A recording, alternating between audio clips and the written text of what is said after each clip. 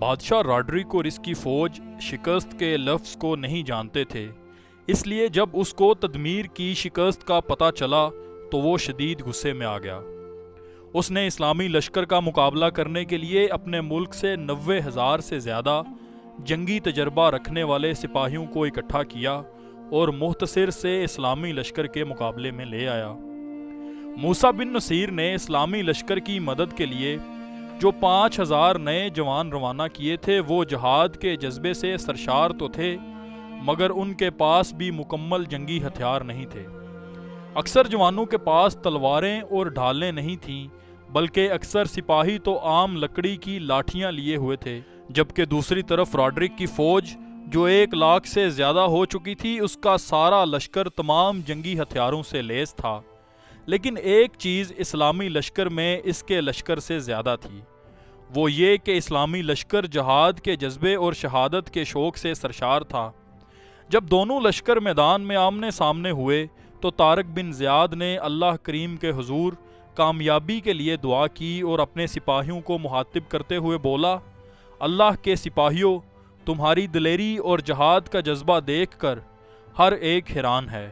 میری یہ بات یاد رکھنا کہ تم سب اپنے وطن سے دور ایک اجنبی زمین میں آئے ہو، خوراک اور جنگی ہتھیار نہ ہونے کے برابر ہیں، مگر یاد رکھو ہم یہاں کے رہنے والوں کو ان کے ظالم بادشاہ سے نجات دلانے کے لیے آئے ہیں، نہ کہ ہم یہاں مال و دولت اکٹھا کرنے یا خوراک جمع کرنے کے لیے آئے۔ ہم نے اللہ تعالیٰ اور نبی کریم صلی اللہ علیہ وآلہ وسلم کے حکم کو مانتے ہوئے یہ سفر کیا ہے۔ تم سب کو یاد ہوگا کہ میں نے آپ سب کو پہلے بھی بتایا تھا کہ یہاں آنے سے پہلے مجھے سرور کائنات محمد رسول اللہ صلی اللہ علیہ وآلہ وسلم کی زیارت نصیب ہوئی تھی، جس میں انہوں نے اس علاقے کو فتح کرنے کی بشارت دی تھی۔ طارق بن زیاد نے اپنی تقریر میں قرآنی آیات کا کئی مرتبہ حوالہ دیا، بلکہ ایک آیت کا حوالہ دیتے ہوئے کہا کہ اللہ کریم نے اپنے سپاہیوں کے لیے فرمایا ہے، مسلمانوں کی مدد کرنا ہم پر فرض ہے۔ عظیم قوم کے عظیم سپاہیوں، تم ایسی عظیم قوم کی اولاد ہو جنہوں نے غزوہ بدر اور حنین میں اللہ تعالیٰ کی مدد سے فتح حاصل کی تھی۔ اس لیے اے اللہ تعالیٰ کے شیرو، دشمن پر ٹوٹ پڑو، کیونکہ شہید ہونا یا غازی بننا تمہارے مقدر میں لکھ دیا گیا ہے۔ اسلامی لشکر نے اپنے سپہ سالار کا ایمان افروز اور جذبہ جہاد سے بھرپور خطاب سنا تو انہوں نے پرجوش ہو کر نعرہ تکبیر بلند کیا اور عیسائی لشکر کی طرف بڑھنے لگے۔ اتنی دیر میں انہوں نے دیکھا کہ بادشاہ راڈرک ایک خوبصورت بگھی پر، جس پر ہیرے جواہرات اور سونے سے بنی چھتری لگی ہوئی ہے، اس پر سوار ہے۔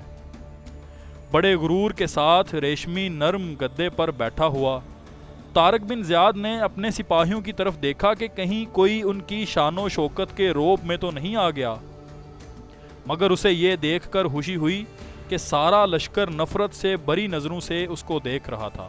اتنی دیر میں عیسائی لشکر اسلامی لشکر پر حملہ آور ہو گیا۔ ان میں گھوڑوں کی لمبی قطار تھی۔ بظاہر ایسا لگ رہا تھا کہ عیسائی لشکر چند لمحوں میں اسلامی لشکر کو کچل کر رکھ دے گا۔ 1,00,000 سے زیادہ دشمن کا مقابلہ کرنے کے لیے صرف 7-8 ہزار مسلمان آٹے میں نمک کے برابر تھے۔ عیسائی لشکر کی صفیں دور تک بچھی ہوئی تھیں۔ اگر حساب لگایا جاتا تو دونوں لشکروں میں 1 اور 10 کا فرق تھا، یعنی 10 عیسائیوں کا مقابلہ کرنے کے لیے 1 مسلمان تھا۔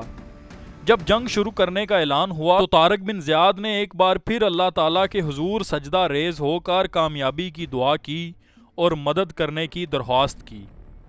پھر سجدے سے سر اٹھا کر اس نے 3 بار نعرہ تکبیر بلند کیا۔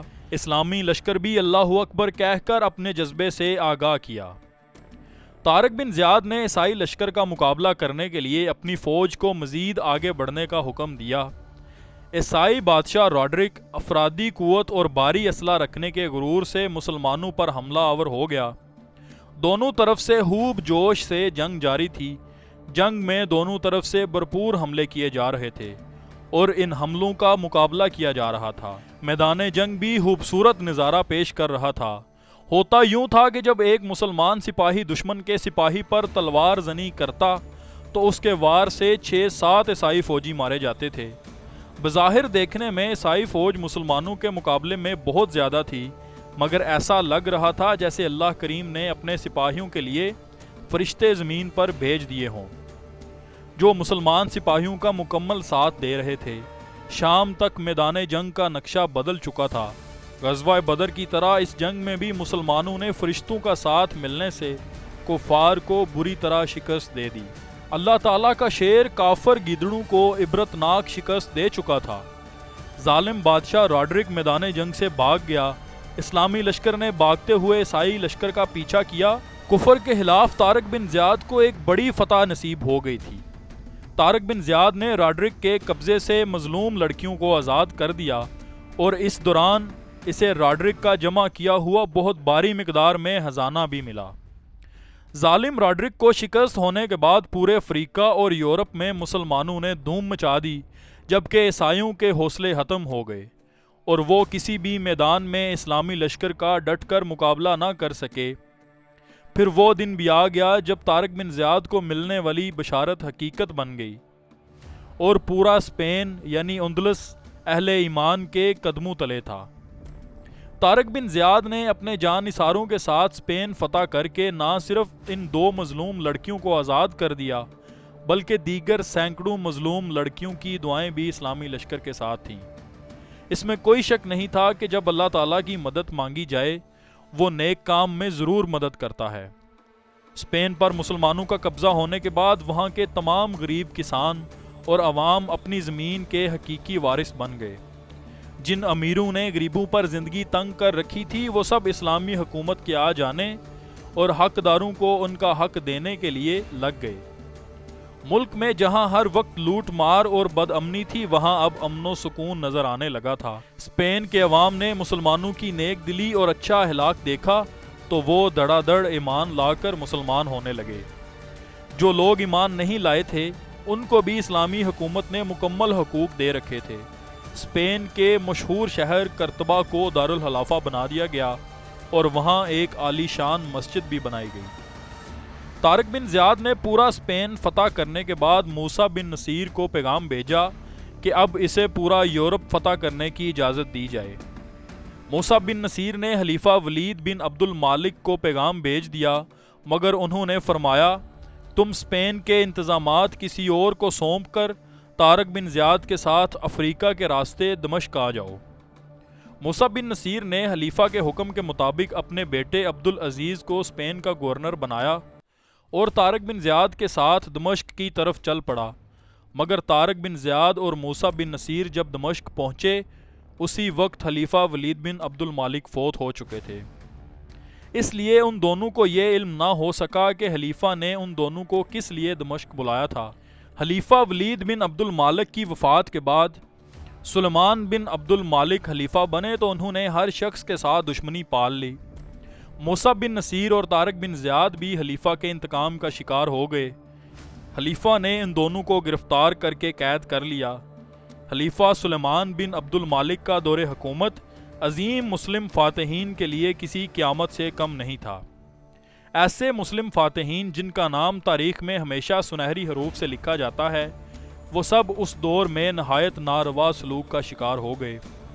گورنر خراسان اور محمد بن قاسم جیسے عظیم مسلم فاتحین بھی خلیفہ سلیمان بن عبد المالک کے مجرم ٹھہرے اور خلیفہ نے موسیٰ بن نصیر کے بیٹے کو بھی اسپین کی گورنری سے ہٹا دیا کہ کہیں وہ اپنے باپ کا بدلہ لینے نہ آ جائے۔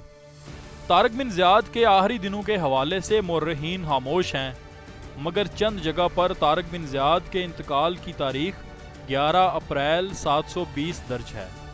اسپین جس کو اندلس بھی کہا جاتا ہے اس پر مسلمانوں نے 800 سال تک حکومت کی اور آخر نہایت افسوسناک طریقے سے انہیں وہاں سے نکلنا پڑا، مگر اسپین کے فاتح طارق بن زیاد کے کارناموں سے مسلم فاتحین کی تاریخ ہمیشہ جگمگاتی رہے گی۔